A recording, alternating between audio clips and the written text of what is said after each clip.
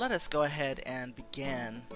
Thank you to Pixelberry Studios and the good folks over at the Play Choices Media team for partnering with me for this stream.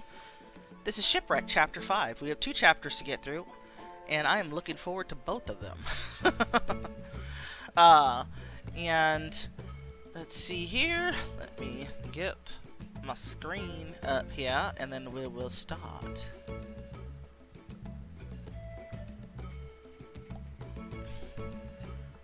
The bright sunlight beats overhead as you and Gilligan journey away from camp in search of something to eat, and your stomach growls audibly. And Mariah says, "How much longer?" Gilligan says, "If I knew, I'd tell you."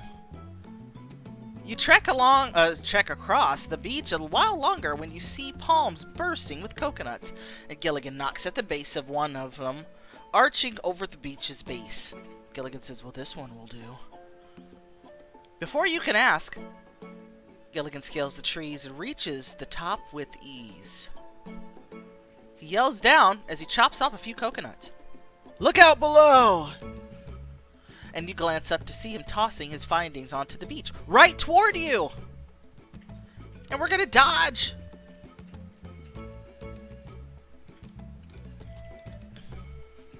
And you weave as the fruits crash into the sand all around you. And Gilligan says, "Nice moves, Twinkle Toes." Mariah looks a little bit upset and says, "You just couldn't make this easy?" He says, "Don't you scientists call it survival of the fittest?" Gilligan triumphantly climbs down the tree, and you turn over one of the coconuts in your hand, inspecting the husk carefully. "How are you supposed to open these?" "Watch and learn." He sets the coconut in the sand and then smashes a large rock over it. You watch in awe as he rips the split husks off the coconut and then holds up the clean fruit. You caught the ones he sent your way? I mean, it's more fun to dodge them, though, you know. Mariah says, "Whoa!" Gilligan says, "Impressed?" She says, "You are such a show-off." Gilligan exaggeratedly bows. Moku's one and only. You roll your eyes. Gilligan holds up the coconut toward you. And he says, "See how the top kind of looks like a face? You just give it a firm smack above the eyes like so." And he demonstrates, easily cracking it open and offering you half, and you greedily gulp down the liquid and start in on the flesh, while Gilligan eats his half beside you. Mariah says, "It's kind of plain, but it sure beats an empty stomach." That's a good question. What makes a coconut a fruit? I don't know. I don't think it is. You don't think it's a fruit? I think it's a seed. Oh! Jingo thinks it's a seed. I don't know. Gilligan says, "We're stuck with them until we get off this rock." And as you head back with your findings, one of the coconuts slips out of your grasp near the tree line. You pick it up, but pause when you notice the tree next to you. Spiky pink-green dragon fruit hang down from the tall tree. Is a coconut a dairy? It has milk. Let's see, Grado says, "Maybe growing on a tree? Maybe. Maybe." Mariah says, "I've always wanted to try dragon fruit. They're loaded with vitamin C, and I wouldn't mind something besides coconuts." You pick one of the low-hanging fruit and ready your pocket knife to make an incision. Gilligan says, "You don't want to eat that." Mariah says, "I think I do." And he says, "If you do, you're going to hate dragon fruit, or as we call it, pitaya." And Mariah says, "Gilligan, explain yourself. This looks perfectly good to me." And Gilligan says, "Trust me, if you tried it, it'd just be sour." Curiously, you peel back the spiky rind and sniff it. A foul whiff invades your nose and you hold it out. And Mariah says, "You're right, this smells funky." Oh, it is not as good as... Yeah, that's what it looks like. Gilligan says, told you so. The riper pitaya is higher up. I bet if we work together, we could reach the good stuff. Mariah says, it would be nice to have something more flavorful to eat. Gilligan says, there's nothing better than sweet pitaya juices coating your mouth. Come on, let me help make your first experience one you want to remember. So, we're going to work with Gilligan to retrieve the ripe dragon fruit and share an intimate moment and increase our survival bond. Yes, we will do that. Man, I've been burning through my diamonds. The chapters have just been so dang good in all these books this week. I was like, I have to spend everything. Mariah says, well, let's get us some ripe fruit. You circle the looming cactus-like tree in front of you and studying the alluring bright pink fruit dangling at the top. Gilligan says, how do you want to do this? Mariah says, I'll climb up on your shoulders. Gilligan says, so you're going to make me do all the work. Mariah says, discerning what fruit is best is a tough job, too. And he says, definitely the harder of the two. He kneels down, allowing you to climb onto his shoulders, settling your legs on either side of his head. Your thighs press against his muscular shoulders as he rises to his feet, his hands firmly gripping your legs. Gilligan says, do one thing for me. Give me a heads up before you start to fall. Mariah says, don't let me fall. You glance up from your new vantage point to see the vibrant pink dragon fruit just out of reach. And Mariah says, it's so close. Can you move a bit to the left? There was no way he was climbing on your shoulders. That's so funny. He follows your directions, and you manage to reach out and pluck the closest fruit off the tree. Mariah says, that's one. And Gilligan says, that's not going to be enough. And believe me, you won't want to share. Your inner thigh squeezes against Gilligan as you reach for another one, and he spreads his palms against your thighs, keeping you steady. And Mariah says, almost there, so close. And you elongate your body, your fingers brushing one of the plump fruits. His fingers slide further up your legs as you stretch as far as possible and grab it.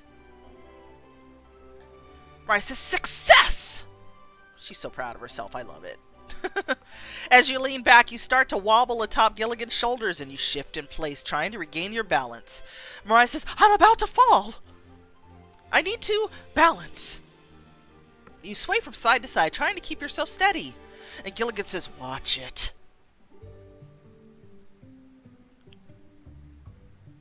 You focus on Gilligan's movements and shift your weight to counter his movements perfectly. And Mariah says, whew, that was close. Gilligan says, too close, this ride's over. Gilligan carefully kneels down to help you dismount from his shoulders. And you reach for your pocket knife to cut up one of the plucked dragon fruit. But Gilligan places his hand on top of yours, and he says, allow me. He cuts up the fruit, revealing a juicy white interior with black seeds. And it says, fruits of our labor. Hope it tastes good. Mariah says, at least it looks good. Gilligan says, trust me, you won't regret this. Gilligan cuts vertical lines in the dragon fruit, then crisscrosses them with horizontal ones, creating small squared pieces. Lady K says, and just when the ride was getting fun. Yeah, I know it. He pulls one of the cubes free and holds it out to you between his forefinger and thumb. And Gilligan says, close your eyes. It tastes better that way. And you do. You indulge him and shut your eyes. He gently presses the pitaya to your mouth. A shiver runs down your spine from the coolness of it on your lips and the heat of his fingers. Your lips close around the white piece of the fruit, juice bursting forth the instant it hits your tongue, and the sweetness seeps down your throat while Gilligan's fingers slide out of your mouth. And Mariah says, oh, that tastes so good. And he says, I think you've earned another taste. You part your mouth into anticipation, and he places it on your tongue, his touch, igniting your nerve endings. And as he starts to pull away, you feel sticky, wet juice spilling over the coat to coat his fingers. And Mariah is going to bite his finger. You open your eyes and gently press your teeth down into his skin, raking them down the length of his finger. And Gilligan looks and he says, "Oh!" His eyes meet yours, inviting you to bite down harder. A slow smile works its way across both of your lips. And Gilligan says, "Damn." You nibble at the grooves in his hand, tasting each curve as you roam across its delightfully coarse surface. A warm liquid seeps down your chin, and Gilligan brushes his thumb along your lip to wipe it away. And he says, "I see someone likes pitaya." You tease your tongue over his hand once more before you release him. And Mariah says, "It's all in the presentation." You grasp the firm surface of the fruit's exterior before sinking your fingers into the soft insides to retrieve another piece. And she says, "Don't you want to taste too?" And Gilligan says, "Oh, yes." You chose his lips, yeah? Let's see. I should feed it to him with my fingers. And you mirror Gilligan's movements from earlier, pressing the fruit to his soft lips, and he captures the piece of fruit in his mouth. His tongue runs along the tip of your finger, and you close your eyes, relishing his gentle tickle. And Mariah goes, "Oh!" Gilligan takes his time devouring the fruit, sucking your finger, and your skin feels cold against the air when he finally releases you. You feel your cheeks grow warm, so you reach for another bite of dragon fruit to distract yourself. Mariah says, "So how did these compare to other ones you've tasted?" And Gilligan says, "Best pitaya I've ever had." He begins to gather the picked dragon fruit and coconuts and then gestures down the beach. He says, "But we should head back before we burn too much sunlight." Back at camp, you and Gilligan sit down with your feast around the fire. He splits another coconut for the two of you to share. How gentlemanly. He's so sweet. Gilligan says, "I bet this doesn't look like your typical breakfast." Mariah says, "Nope, I don't eat breakfast. Maybe an apple, but I'm out the door and in the lab as soon as I can manage it." He says, "You need someone around to make you a proper meal every day." Mariah says, "Why do you think I brought you with me?" And he smirks as he smugly takes another bite of coconut. And Mariah says, "I take it this is closer to your typical breakfast?"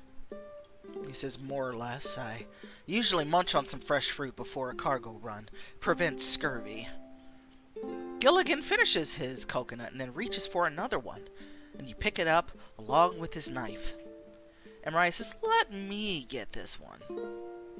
And he says, "Just don't chop your finger off, Doc. I don't have any to spare." You rotate the coconut in your hand, looking for the right spot to crack it open. Can he be the proper meal? Maybe. Let's see. Mariah says, "I should hit it," let's see, in the middle of its face, below the mouth, above the eyes. Ooh, I think he said in the middle. Uh-oh. Oops. You strike it hard. The shock of the blow reverberates up your arm, but the coconut isn't even scratched. And Mariah's like, "I thought for sure that'd work." And he says, "The weak spot's just above the eyes." I forgot. I won't lie, I forgot. And so you try again. Following his instructions, you whack the coconut just above the eyes, and it cracks open. And Mariah just smiles and says, "You can practically call me a local now." And he says, "Yeah, a local tourist." You hand Gilligan half of the coconut and then fetch a thick leather book from your pack. It's your field journal, and you jot down some notes. Between bites of coconut, you pick up a dragon fruit to sketch, noting several of your observations. And Gilligan says, "You really keep a food diary?" Yes, Shoechick, I totally agree. Shoechick says, "I love the MC's optimism. She's cute." Yes. You have to. There needs to be at least someone who is thinking, you know what? Let's look on the bright side of this. We're stuck for a while, but we can still have a good time. There's still hope for rescue. You know, everything is okay until it's not okay. You know, you need that person. And Mariah says, I'll have you know, this is the scientific journal I use to keep track of my field studies. If we know what plants are native to the environment here, we can draw conclusions as to how it affects the animal populations. And Gilligan says, so what can you tell me about how this pitaya affects the animals? She says, well, as only unripened fruit was left on the low-hanging branches, like the one I had earlier, I'm led to believe the local fauna eat these for sustenance. The animals must come through often to pick off the ripened dragon fruit, though I wish I knew what animals. We've hardly seen any. An uninhabited island like this should be teeming with wildlife. Gilligan says, well, maybe the noise we're making is scaring them off, or the smoke from the fire could have driven them away. How long have they been missing? That's a good question.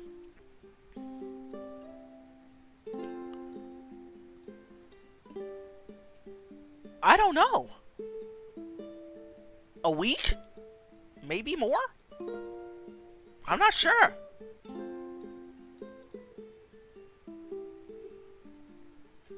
I'm not 100% on that. That was a good question. I was like, wait, what? I don't know. I don't know. And you look at the smoke billowing from the dying fire. It rises high into the sky above the tall peak in the distance. And as you stare at the mountain, an idea starts forming in your head. That's it! That's how we get off the island!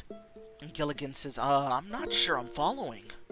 And she says, if we build a bonfire at the top of the mountain, we could signal a plane, a boat, someone that we're here. Gilligan says, well, it's worth a shot. Yeah, it does feel like a couple of days. That makes sense. Because if they were gone for much longer, somebody would have, like, really have noticed that they were gone, if it's been longer. So yeah, I agree with you both. You leap to your feet, excitement coursing through your veins. I totally forgot they were supposed to be stranded. Yes, they are supposed to be stranded. Mariah says, come on, we've got a mountain to climb. Gilligan says, not wearing this, I don't. And he winks, retrieves something from his bag, and then disappears into the nearby foliage. While waiting for Gilligan, you sit on one of the rocks at the ocean's edge and look out at the waves hitting the sand. Mariah says, where did he go? Soon he emerges, refreshed and wearing a change of clothes. Hey, hello. Captain looks ready to climb. He has gloves on and stuff, and he adjusts the harness strapped around his chest and then pulls his leather gloves tighter. And Mariah says, wow, you look damn good. And his maroon shirt hugs his body, straining against his muscular chest, and you gulp when you gaze reaches the bulge between his legs. And Gilligan says, I know. Lady K says, holy hotness, right? He tosses a pair of green shorts and a colorful button-down into your lap. Gilligan says, I saw these among our supplies in case you want to change too. And Mariah says, maybe I'll take a look. And you find a small clearing just beyond the tree line and take a closer look at the outfit. Mariah says, well, this would at least keep me cool as we're hiking up to the peak. Mariah says, I can already feel that breeze against my skin. Tutorial, wear this outfit to keep Gilligan's eyes on you and increase your survival bond. Oh, look at that. I like that top. That's cute.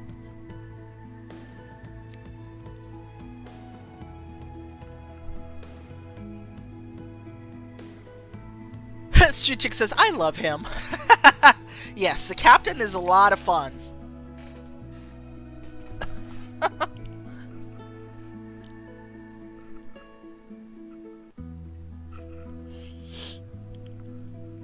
eyes are watering. Okay. It doesn't take long for you to slip into your new clothes. You tie the ends of your orange striped shirt, leaving your midriff bare. She says, Lady K says, jungle cute. Exactly. Mariah says, if he wasn't thirsty before... You return to Gilligan on the beach, his eyes alight with desire as you lace up your hiking boots.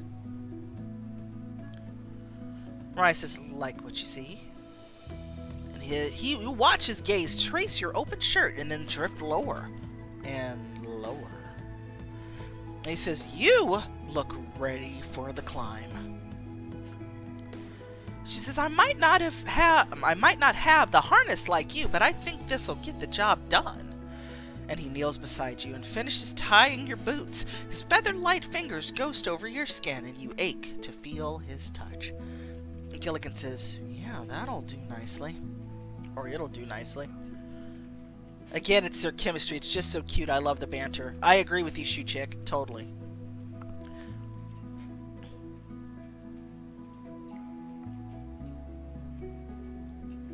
And when he finishes, he stands before you.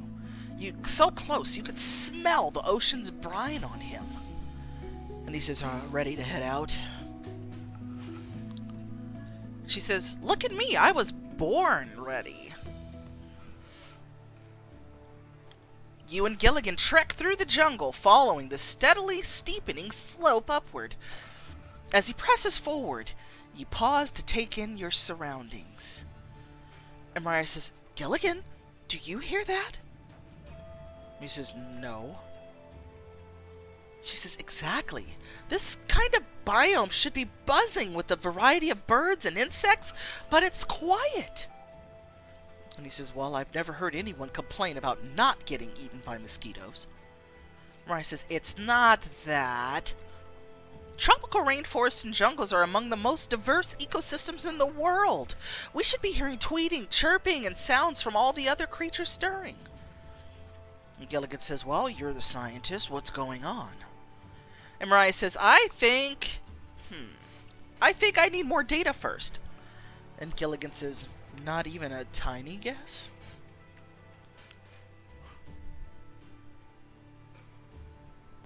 And Mariah says, there are too many factors at play. I'd like to be as accurate as possible when I make hypotheses. Your next thought is interrupted when Gilligan suddenly blocks your path with his arms, and you notice how the ground falls away just ahead. And Gilligan says, Mariah, stop!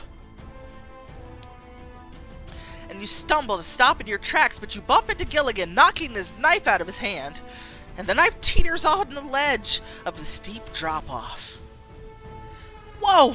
We can't lose this! Yeah, you definitely don't want to lose that. And Gilligan says, no sudden movements. But as you tiptoe toward the knife, it wobbles and tips over the edge. And Mariah shouts, no! You dive toward the falling knife, sliding on your stomach over the edge, but secure Gilligan's knife in your hands. Alicia says, blissfully unaware of the dangerous environment. I know. Mariah says, gotcha. Your body dangles off the edge, but Gilligan hugs your feet, keeping you from falling. Gilligan says, I think you mean I've got you. He helps you back up to your feet and you return his knife. Mariah says, you might want to hang on to this. It's like, he was hanging on to that until you bumped into him.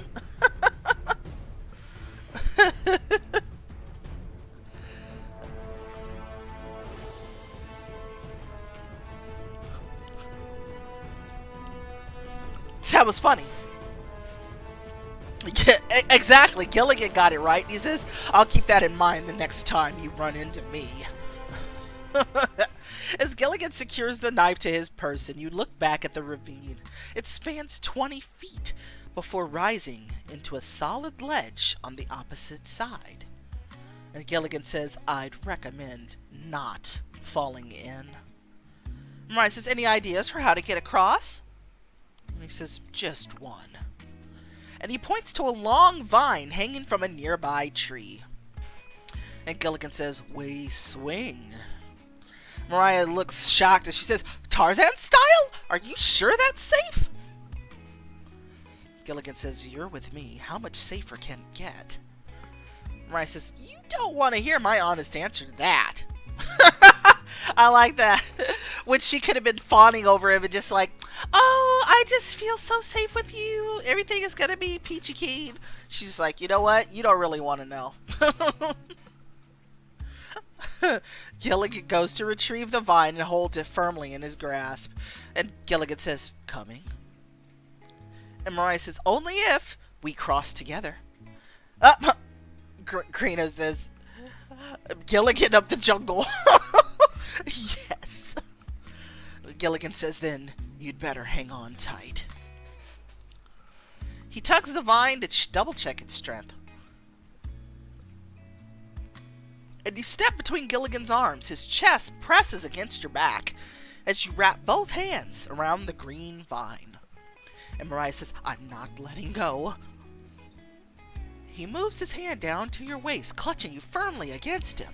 And Gilligan says, on my mark, 2, 3, 2. And Mariah shouts, 1! Together, you make a running step forward, launching yourselves off the side of the ravine and into the open air. And the wind whistles through your hair as you fly over the vegetation and rushing water below. And Mariah just screams, ah! Which I probably would have been screaming too, because like you're flying through the air, you're just like, what the heck? You know. Gilligan's arms tighten around you, folding you into his protective embrace. And Gilligan says, I've got you. And when you reach the other side, both of you drop gracefully down to the solid ground. Gilligan's arms are still secure around you. And Mariah says, we did it! We actually survived! Gilligan says, you're welcome. Or, you're welcome. And you realize how close Gilligan is to you.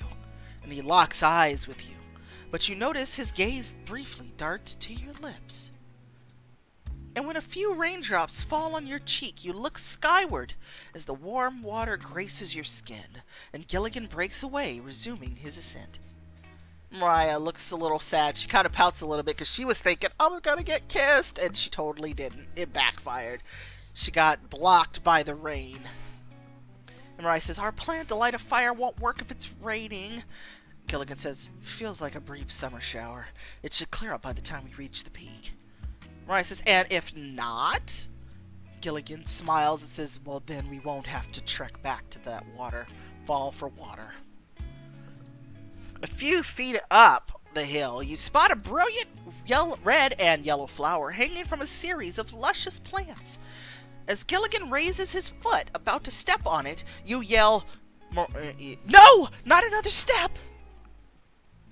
And Gilligan's mouth drops and he says, what's wrong?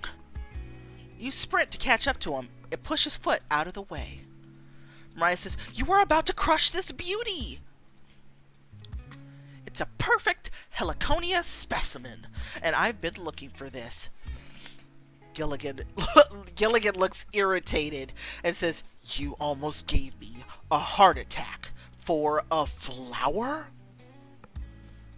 Mariah says, not just any flower, Heliconia. It's one of the flowers from my satellite images I told you about. And you follow the flower's roots through the mud to discover more Heliconia through a thick collection of weeds.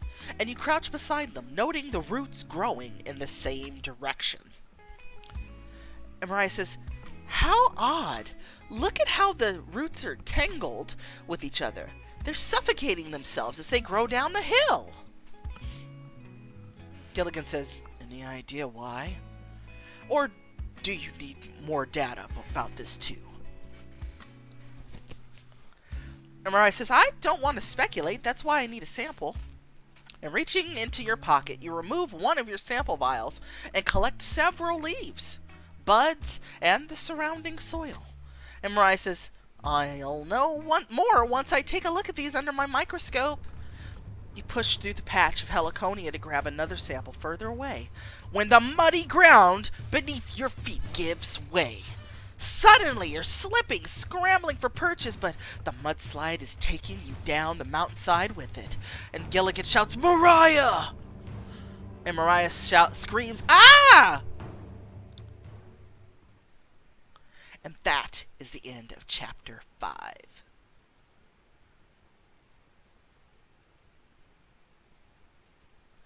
I'm just going to take a break for a couple minutes, hang out, chit-chat amongst yourselves. What did you think of the chapter? Do we think that coconuts are actually fruit? Lady K asks the question. And I will be right back. Hang on.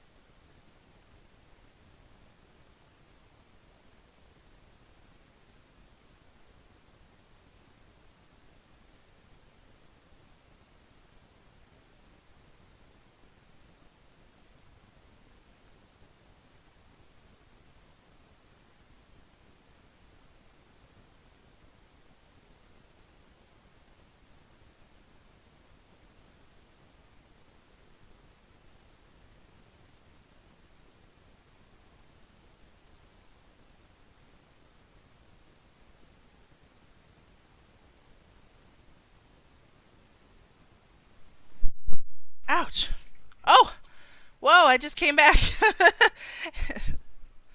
Thanks for hanging out, everyone. What's up? Oh, just in time for the emote shower. Look at that. MA, thank you so much for gifting subs to the channel. I'm sure Druid Wolf, who comes in quite a bit, will appreciate being able to check out the emotes.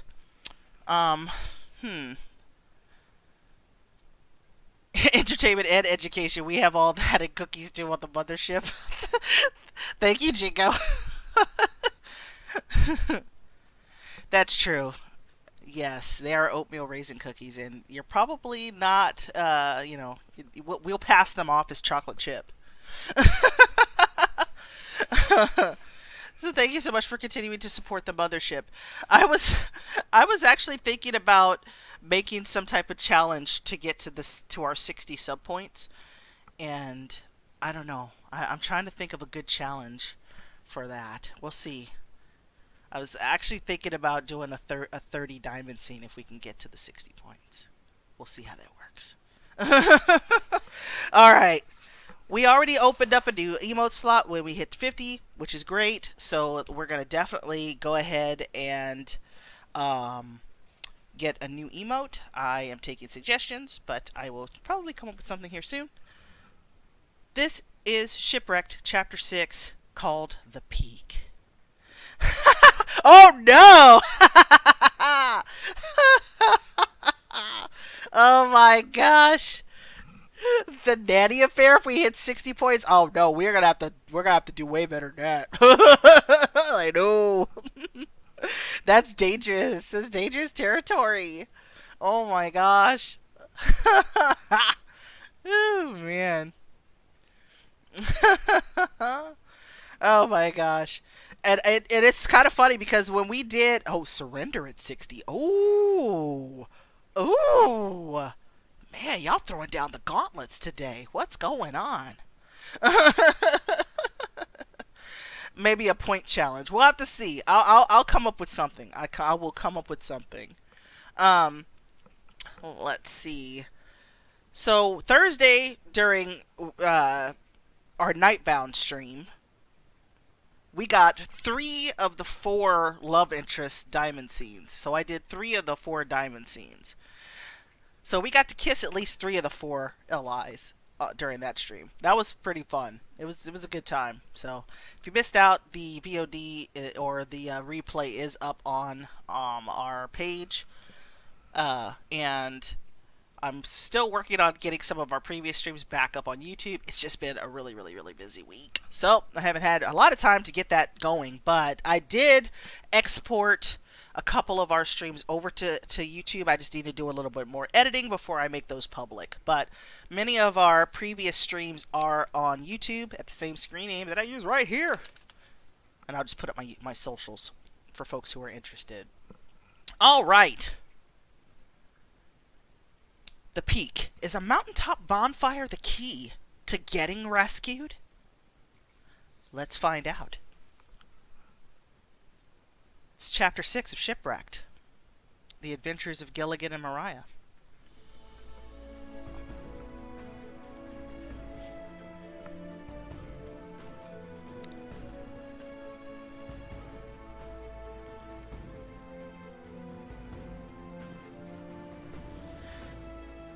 Oh, thank you again, MA, for gifting subs and just being so supportive of our stream. I really, really, really appreciate it. Thank you, thank you, and thank you, and thank you. Hope you have a great rest of your weekend.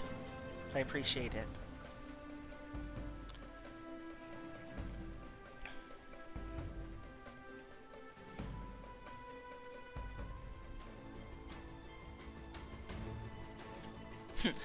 If you want to know how Gilligan got his name, blame that on MA. That was his doing. That was his suggestion for the captain's name. French fries, yes! That's what I like. I love French fries. Alright. The mudslide wraps you in its slippery embrace, pulling you down the steep mountainside at an alarming speed. And Mariah shouts, "Ah!" and you dig your fingers into the wet sludge, trying to slow your rapid descent. Man, I'm kind of flying through these chapters today. Oh my gosh. Gilligan follows you down carefully, allowing himself to be swept from one stale standing tree to the next, holding on to the trunks to stay upright. Gilligan shouts, "There's a tree down and to the right, grab it!" You glance back to see the tree rushing toward you, and you fight against the grasp of the mud, preparing to fling yourself at the trunk. "There's only one shot at this," Mariah says, "and you already know what's going to happen, don't you?" I need to slide right past it. And you keep sliding down the mountain, past the tree Gilligan pointed out. And he says, "Hang on!" I know! Greedo, I'm with you. I am always killing off the main character. I don't know why, it just happens. Sometimes it's on purpose, sometimes it's not. And Mariah says, "I don't know how much longer I can..." And the thick mud starts to pull you under, but you manage to grab onto a fallen log and steady yourself. For the love of log, your bond was high enough to save yourself from the mud. And Mariah says, "Got it, but I could use some help." And he pushes hard against his own tree, launching himself toward you. Gilligan shouts, "I'm on my way!" He wraps his muscular arms around your waist and shoves off again, pulling you out of the mudslide and to safety. And you lay back on the muddy ground, catching your breath and resting your aching legs. Gilligan hovers over you, worry written in his face. And he says, "Are you hurt?" And Mariah says, "I'm fine. It's like an au naturel slip and slide. And I've heard mud is supposed to be good for your skin. Guess I just had a spa day." That was great. That was a great line. Gilligan says, Gilligan looks very upset that that she's just taking this way too well. And he says, "This isn't the time to joke. If you had just stayed by me." And Mariah looks back at him and is like, "Hey! I'm fine. Plus, I got my samples." And she's like probably holding them up in the air like, "See?" And Gilligan says, "You were lucky. You could have hurt yourself and I can't." And he stops himself short and turns away from you, obscuring his face from view. "Aw, Captain, do you care about us? Is that what's happening here? Are you in love?" And Mariah says, "You can't what?" "You can say it, Gilligan. You care! That kiss was real!" And Gilligan says, "Forget it. Did your samples survive?" Shoe Chick says, "He likes us. He really, really likes us." I know, right? It's like, just admit it. Grado says, "My favorite type of spa day." Oh, you like the mud masks?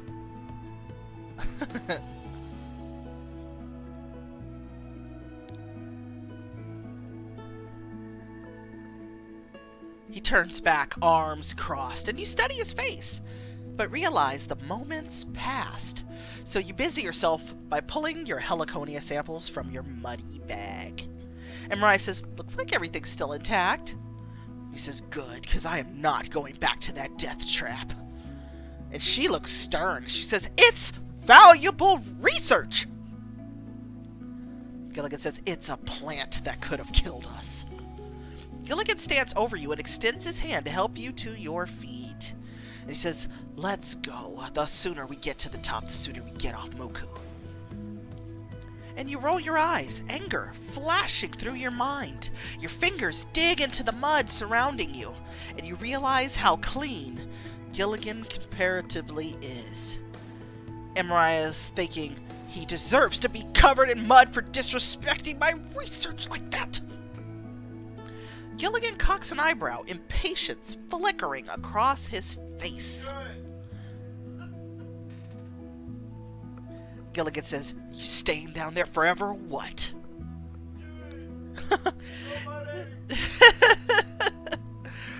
His face is inches from yours. His outstretched, clean hand is taunting you. Oh, I see. Your heart races at his intense gaze. Mariah's thinking, muddy revenge would taste so sweet. Oh, we're doing it. We're doing it. It's happening. It's happening. Let's go. Roll in the mud with Gilligan. Yes. Lady K says, girl, nobody care about your samples. I care about our research. Alicia says, pull him in. Heck yeah, we're doing it.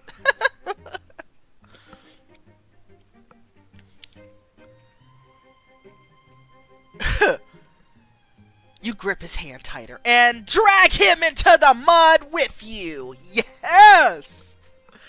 Gilligan looks shocked and he says, oof. And he throws his hands out to brace himself as he lands on top of you, flinging mud everywhere. You're trapped beneath him, his arms on either side of your head. Oh, if you choose the kiss option of it. Yeah.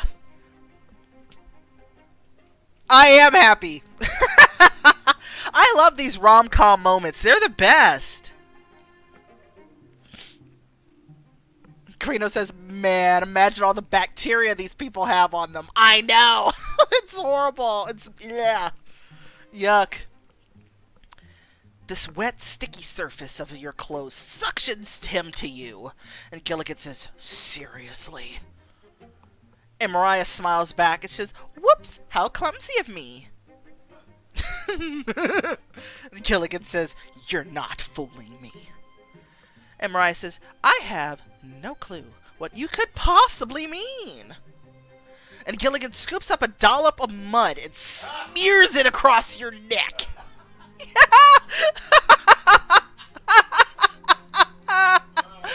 This is so great! You know why I'm laughing? Because I get so totally disgusted. Yes. Jingo says he can see us doing that. I absolutely can see us doing that. It is hysterical.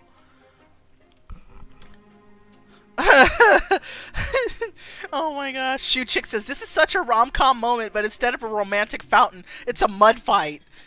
Lady K says, mud wrestling.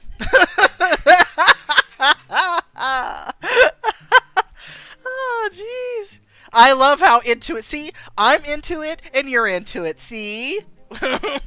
This is really good. And Mariah says, no fair. Gilligan says, you started this. And Mariah smiles back and says, well, maybe I should finish it. I should... Ooh. Huh. Put mud down his back. Slide mud down his chest. Huh. Huh. Huh. I see. Chest? Okay. We're gonna slide the mud down his chest. Jingo requested. You gather a fistful of mud and then slip your hand up the front of Gilligan's shirt. You glide your fingertips down the natural slope of his sternum, spreading the grime across his skin. And Gilligan says, you're making a real mess, you know. Of course we know! You're gonna get to take your shirt off later. We're gonna be excited about it. Come on! A shiver courses through his body, still poised over yours, and he presses closer into the heat of your touch, and mud seeps through your fingers as you rake your nails along the valleys and curves beneath his top. Mariah says, do you want me to stop? And he says, if you did, I wouldn't have a chance to do this. And you feel cool mud against your stomach, and you look down and see his palm tracing steady circles over your abdomen. And his eyes twinkle with mischief as his pinky brushes the fabric at your hips. Gilligan says, surrender or else. Mariah says, oh, like I'd give up that easily. Before you can act, you quickly roll him on his back, pinning his wrist over his head. And he strains against your grip, his taut body writhing beneath you. And Mariah says, Good luck getting out of my hold. I'll take that surrender now. Kratos says, man, and these clothes were so clean in the last chapter. I know, right? Gilligan says, ha! You think I haven't escaped worse. Suddenly, Gilligan heaves his body to the side, and the momentum sends the two of you rolling down the slick hill. And Mariah shouts, ah! And you try to keep your hold on him, but he wrestles free and grabs your wrists. The two of you finally roll to a stop with Gilligan on top, his toned thighs tensed as he straddles your hips. You glance up at your hands above your head and sigh. And Mariah says, how the tables have turned. And Gilligan says, you give up yet? Mariah says, definitely not. I will win. Lady K says she thinks she has him. I know, right? Gilligan hovers just above you, his breath tickling your face, and you can hear the pounding of his heartbeat echoing your own. He raises a brow, challenging you. Like, woman, I dare you. And Gilligan says, you sure? Because your chances don't look so good from here. And Mariah says, it's just a matter of knowing my enemy. And I should, just because Fishty Buns didn't think I would do it, distracted with a kiss. And you surge forward and press your lips to his. He immediately pulls back, eyes wide with surprise. And Gilligan says, that's, And the air is tense with anticipation as he holds your gaze. And in the next instant, his lips capture yours, a hungry growl escaping him. And he releases your hands, and you melt into his embrace. His tongue sweeps against your bottom lip, sending a delightful shiver down your spine. And Mariah says, oh. Your hips buck against him, searching for the friction you crave. His hands find its way beneath your shirt, his thumb ghosting over your nipple.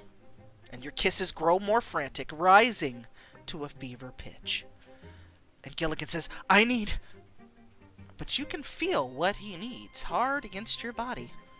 And your mind wanders to all the ways you can satisfy him.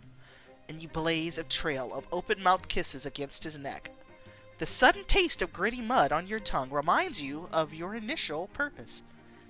He's so thoroughly distracted by your body that you easily roll him onto his back, and then pop to your feet and dash away to lean casually against a nearby tree. Told you I'd win. I love her. I love our MC. I love her. She's so great. He shakes his head and adjusts his clothes, before joining you by the tree, and your heart flutters. As he approaches, thoughts of his lips still heavy on your mind. He says, you are such a tease. And Mariah says, but a victorious tease. You take a step toward Gilligan, and the soft ground beneath you begins to shift. Mariah says, not again! And Gilligan pulls you against him, helping you retreat away from the questionable spot. Your muddy bodies are slick against one another as you grip him for purchase. And Gilligan says, staying here any longer might push our luck. Mariah says, we do have a long trek ahead of us anyway. I don't want to risk any more setbacks. Gilligan starts ahead of you, giving you a full view of his muddy backside. Hello there, sir. And Gilligan says, what's the holdup? It's like, well, I was checking out your butt. I'm sorry. Mariah says, just realizing I'll need a shower later because of the, the dirt and walking with you.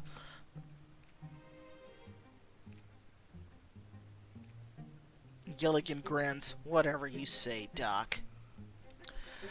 The glint in Gilligan's eyes raises heat in your cheeks as you resume your ascent up the mountain.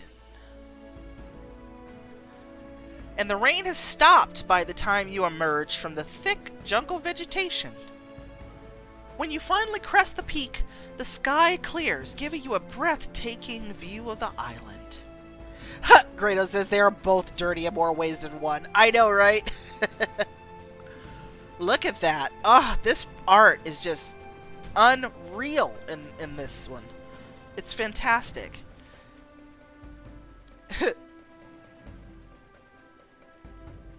Well, I gotta say, Grado, you're definitely fitting right in the channel, so welcome to the mothership.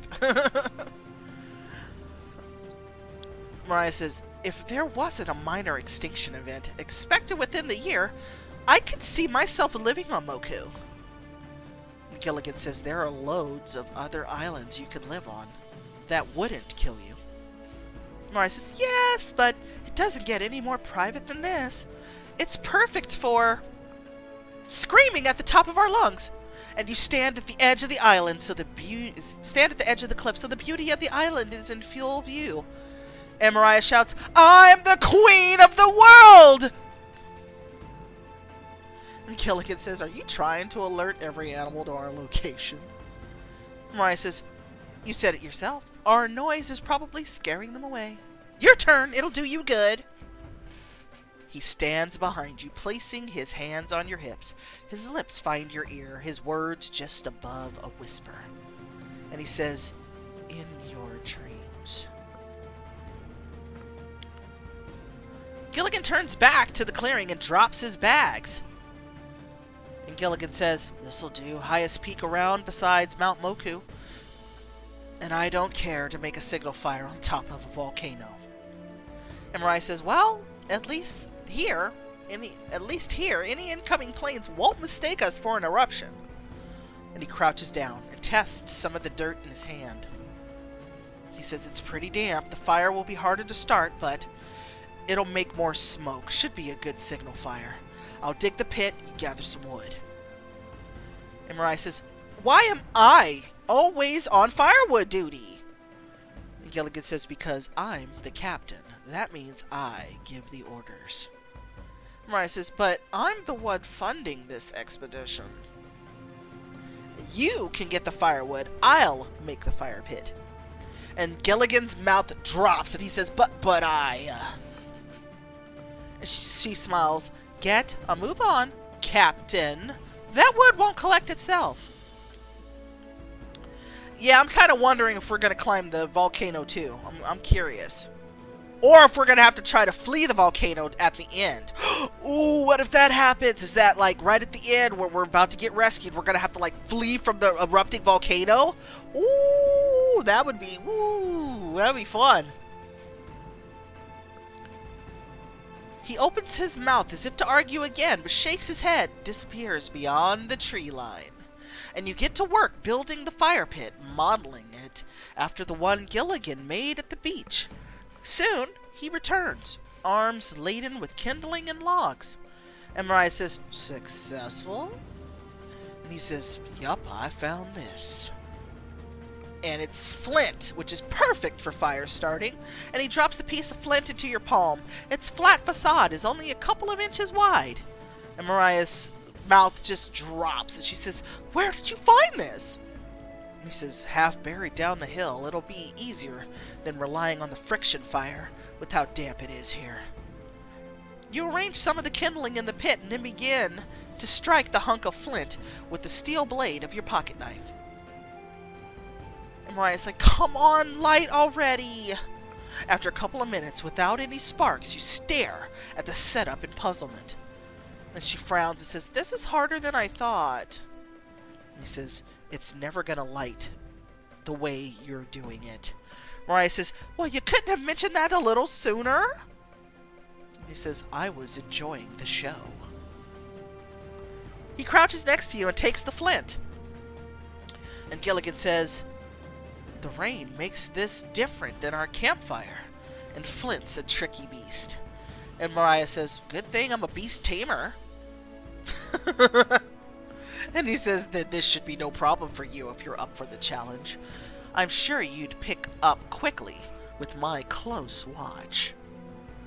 Help make a signal fire with Gilligan to increase your survival bond. Heck yeah, I'll take you up on that lesson. And Mariah says, I didn't realize there were so many ways to start a fire. Clearly, I could use some pointers. And Gilligan says, huh, that's obvious. Mariah says, ouch! Keep that up and I'll make you start every single fire from here on out. And he says, relax, Doc. I'll show you how it's done. You look at the wet logs, flint, and pocket knife in front of you. Mariah says, it was so easy when we made the fire back at camp. What am I doing wrong this time?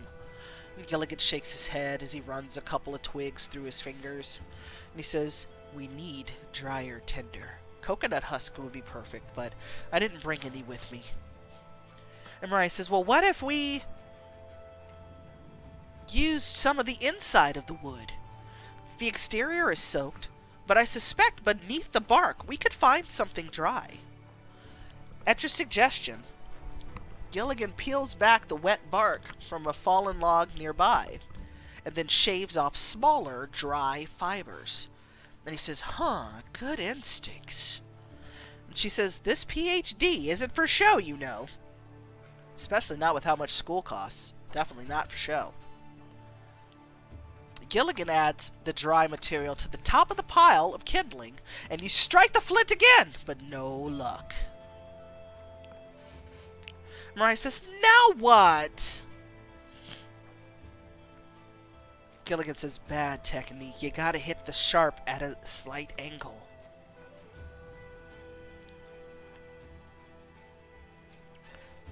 He takes the flint from you and then demonstrates slowly with his knife.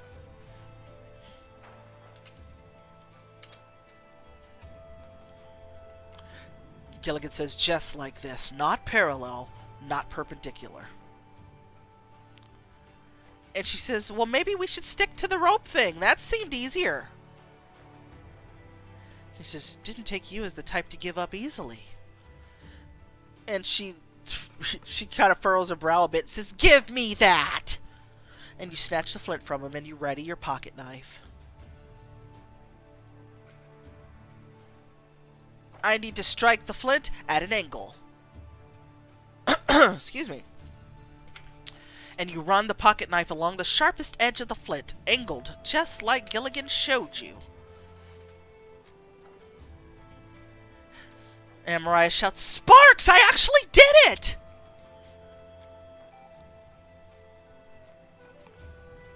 And Gilligan says, good, now keep at it. Sparks don't matter if it doesn't catch.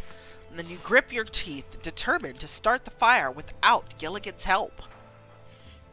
A couple minutes later, the tinder finally catches. Little embers glow from within the pile. And Mariah shouts, it's working! And Gilligan says, now blow before it dies out. You and Gilligan crouch side by side, blowing on the tiny embers, and they begin to smoke. More and more. Mariah says, please tell me we're almost there. And the tinder burns brighter, and you finally see the first tongue of flame. Gilligan grins and he says, I'd say we are. He fuels the small fire with some of the twigs, building the flames taller. And she says, I'll admit, you are the perfect person to be stranded with. You can find water, build a fire several different ways, and let's not forget about the coconut foraging from earlier. And he says, I am the MVP of our little team up. And she says, hey, I bring plenty to the table, but scientists don't ignore evidence, and you have talent. You allow your gaze to trail down his body, admiring the tight musculature of his calves, and the way his still damp shirt clings to his chiseled abs. And Mariah says, so how does a smart-ass captain like yourself know so much about building fires? And he says, well, when I was 16, I was part of a sacred ritual where I had to survive in the wilderness for 3 days. And Mariah says, seriously? And he says, of course not. That only happens in the movies. You playfully swat Gilligan on the arm. And she says, ha, ha, ha. What's the truth? And he says, it's just one of those skills a sailor has to learn, you know, in case you get shipwrecked. Mariah says, I get that. Reminds me of some of my basic training when I was studying to be a field ecologist. And he says, seems your teacher skipped over the basic survival chapter. Mariah says, that's what our guides are for. The two of you share a laugh, and you lock eyes with Gilligan, and you're not sure if the heat that rises in your cheeks is from the fire, or... And he says, I should get us some brush for the fire. The leaves should help create a bigger tower of smoke. You learn to make a signal fire from Gilligan, and Mariah says, oh, of course, I'll just be here, waiting.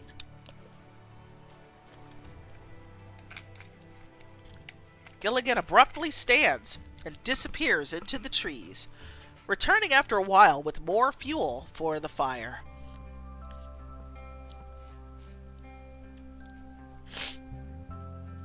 Later in the day, after several hours tending to the fire, the two of you stand back to watch the steady column of smoke rise across the mountaintops.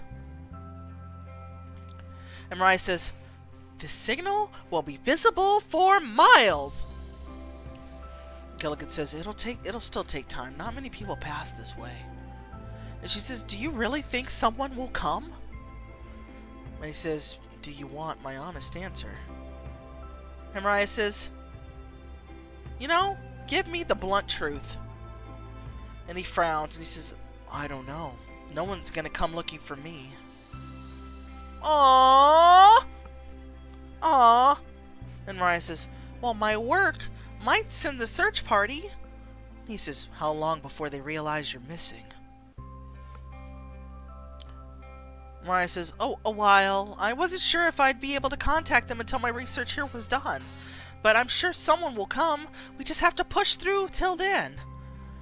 And you take a seat on the soft grass at the mountaintop, and Gilligan eases down beside you, his thigh brushing yours as he leans back on his elbows.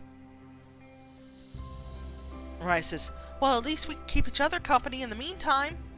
Gilligan says, or we could enjoy the silence. Mariah says, even though we'll be here for a long time? He says, I'm used to it. Not many people on my cargo boat. And she says, except me. And he says, an exception, not a rule. And Mariah says, well, why did you make an exception for me? And don't tell me because of the money. We both know there's more to it than that. He narrows his eyes, ignoring you, as he moves to throw another damp log on the fire. And Mariah says, okay, I'll put it another way. Why do you keep walls up around me? After we kissed, I thought we'd be closer by now, but you're like a fortress. Did I do something to offend you or something? And Gilligan says, no, it's complicated. Mariah says, well, have you ever studied the metabolic processes of the devil's flower mantis? I'm good with complicated, try me. And Gilligan reclines in the grass and looks up at the great blue sky, and you lay beside him, watching the embers drifting into the atmosphere. And he says, I tried having a business partner once. It's better to be alone. And Mariah looks sad and she says, you said you were betrayed. What happened? And he frowns and says, I told you before. It's the one thing I don't talk about. And Mariah says, I get that. But you could trust me. You reach out and squeeze Gilligan's arm, giving him a comforting smile.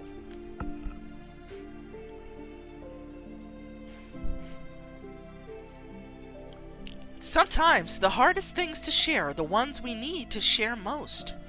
And Gilligan says it doesn't make it any easier. And Mariah says, I know, but you get points for trying. And you sit in the awkward silence and wait for him to continue.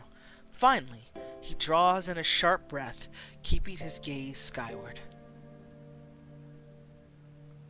He says, when I first started my cargo business, I didn't have many clients. I barely survived. Then I met Tak Yakoni. He knew everyone. Said he'd worked for a shipping company in the Caribbean where he'd built up a contact list. And Mariah says, well, it sounds like it was a good opportunity. And he says, I thought so too. He convinced me to make him a partner. And like a fool, I gave him a share of everything. And by the time I figured out he was using our cargo business to smuggle drugs and weapons, it was too late. And Mariah says, I'm so sorry. What did you do? And he says, I confronted him. He tried to get me to go along with it, but when I refused, he knocked me overboard and left me to drown in the middle of the ocean. And he grabs a fistful of grass, and a twinge of hurt spreads across his face. Gilligan says it was the last time I ever saw the Wahanu Ata'ahua. Atatawa? I think so. The boat my grandfather gave to me before he died. And Mariah says, how on earth did you manage to survive? He says, I swam. Thank God I was on the shipping route and someone spotted me. Honestly, it's all a bit of a blur. Mariah says, well, for what it's worth,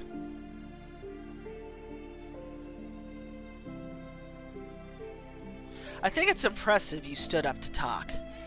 And Gilligan says, yeah, and look at where it got me. Mariah says, there's something to be said for sticking to your guns and surviving being stranded in the middle of the ocean. Gilligan lets out a shaky laugh. His gaze turns towards the vast ocean.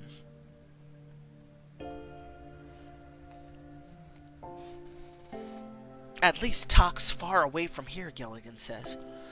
And a silence falls between you, making the few inches separating his body and yours feel like miles across.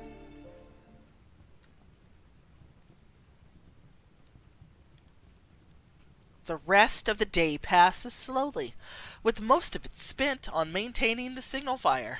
Gilligan stands nearby, loading more wood onto it. And Mariah frowns a little bit as she's thinking, he's hardly said a word since we talked about his old partner. And he prods the fire with a large stick, sending a spray of embers into the air. I love, like, the popping and, crackling of a fire. So nice. Mariah says, okay, I can't take this silence anymore. And Gilligan raises an eyebrow in amusement as he takes a seat next to you. He says, you're the one who has a problem with it. Got any ideas for how to pass the time? She says, did you ever play those road trip games as a kid? He says, you realize I grew up on a small island, right? The longest road trip I took was half an hour.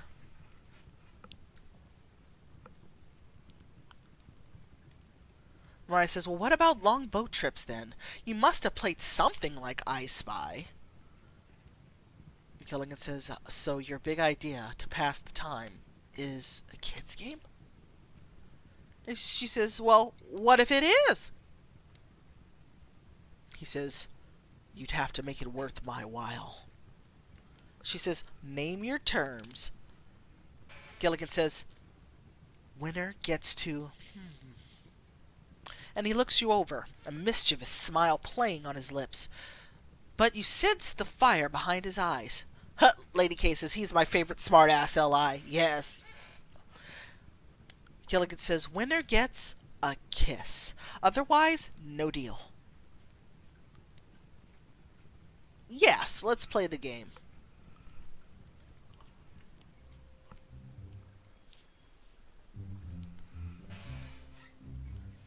Mariah says, I find your terms agreeable. And he says, then the game is I Spy. The terms, a kiss if I win. And Mariah says, and if I win? He says, aw, it's cute that you think you have a shot. What a jerk.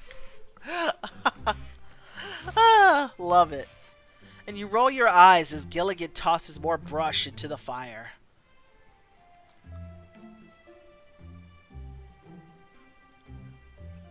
I totally agree, Grano.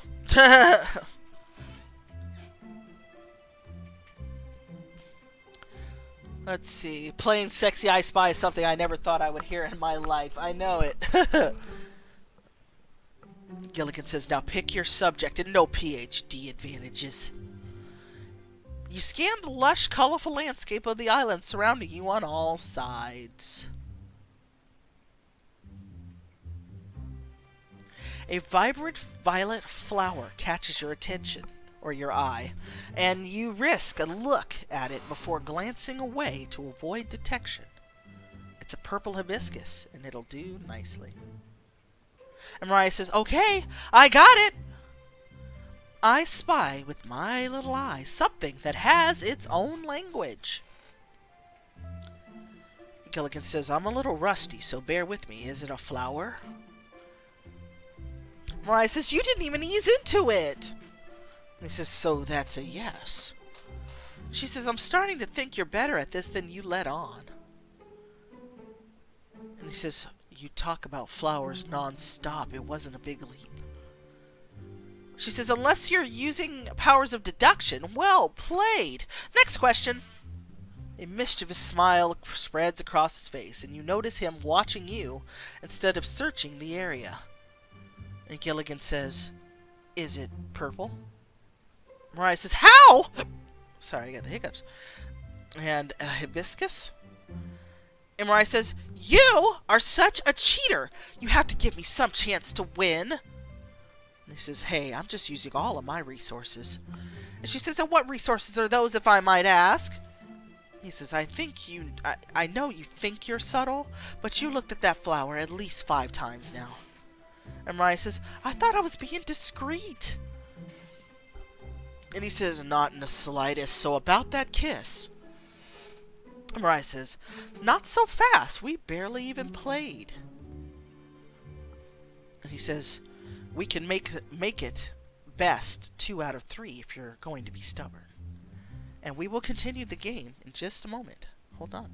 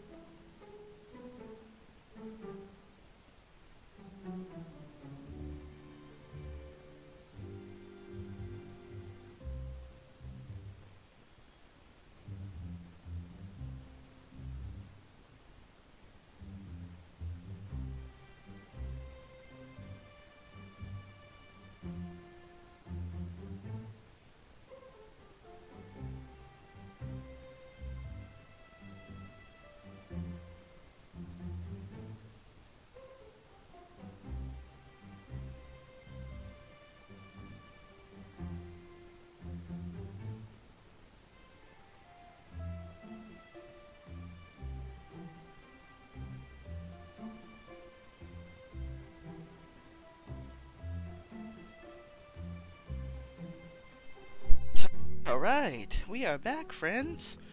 Thank you for hanging out. If you're just joining, what's up? I'm MartianKat. This is Choices. We're playing Shipwrecked.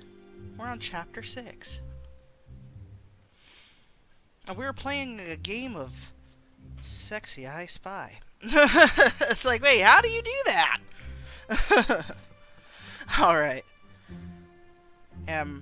When right before we went on our break, Gilligan asked Mariah if she was, ready to play, and she says, I am.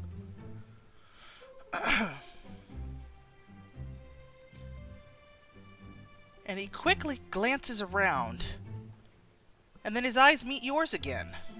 He says, alright, I spy something. And Mariah says, you spy with your little eye. If we're playing, we're doing it correctly. He says, fine. I spy with my little eye something I almost lost. Lady K says, why couldn't it have been Sexy Twister? And Mariah says, that's a tricky one. Is it your knife? Since it almost tipped into that ravine earlier? And Gilligan says, yup. And Mariah says, seriously? I was right? I was right! Gilligan says, don't let it go to your... And Mariah says, take that! I got it! And Gilligan says, head. Mariah says, it appears we're all tied up. He says, get that kiss ready. I'm gonna get this one. And you look around the clearing for something to trip Gilligan up, and your eyes finally land on his red shirt. Alicia says, I think Sexy Twister will be reserved for surrender. Yes.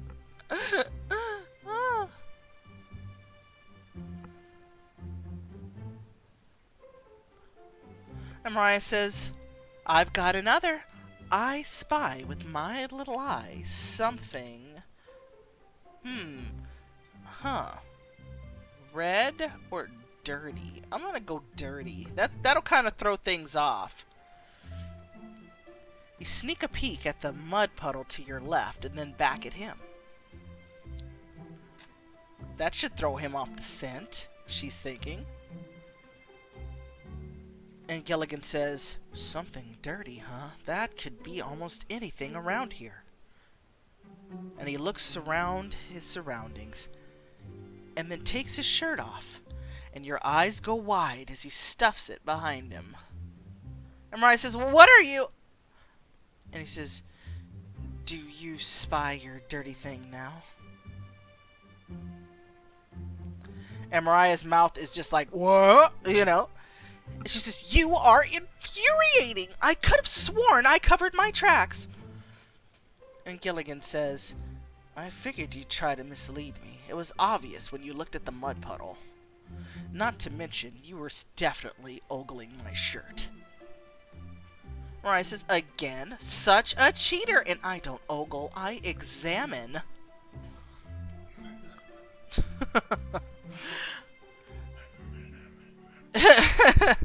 Is that what we call it? Examine.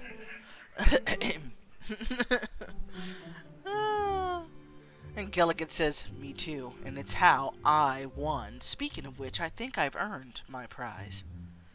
And he smirks, leading toward you. The sweat clinging on his bare chest glistens in the firelight, highlighting the firm contours of his pecs.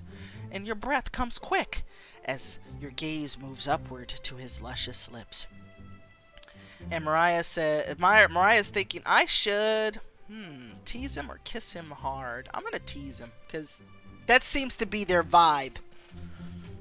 And Mariah says, oh, you've earned every bit of this.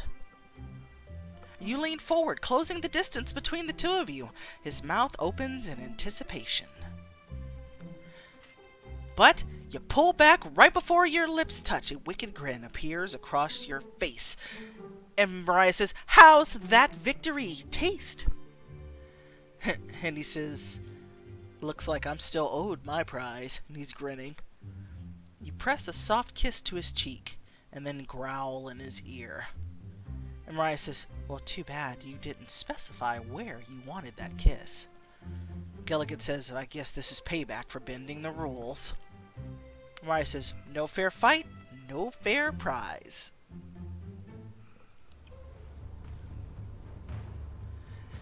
As Gilligan puts his shirt back on, a low, distant rumbling noise draws your attention up to the sky.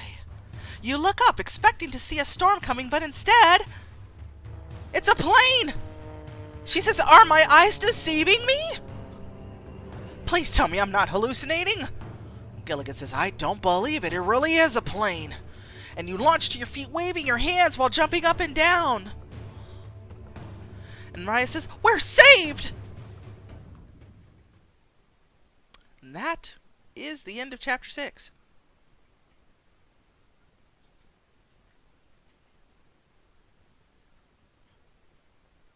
So good. I am really, really enjoying this book. It is just way too fun. Just way too fun. I'm enjoying it so much. I love the vibe. It's a short stream today. We just did the 2 chapters, but we will continue again on Thursday with Night